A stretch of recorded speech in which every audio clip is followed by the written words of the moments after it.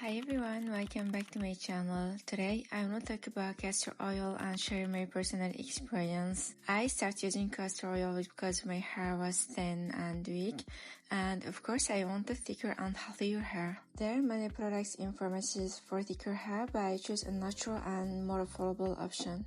It doesn't mean other products don't work, I just wanted to start with something simple. Castor oil is rich in nutrients because it contains fatty acids that help keep the scalp healthy and promote hair growth, so it helps to make hair longer and thicker by nourishing the scalp. I apply a small amount of castor oil on my scalp.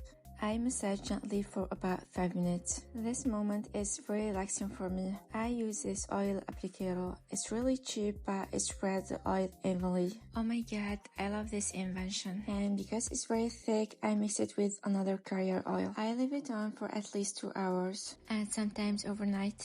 I sleep with it and I'm comfortable with it. I usually use it at the end of the week. Sometimes I use it twice a week.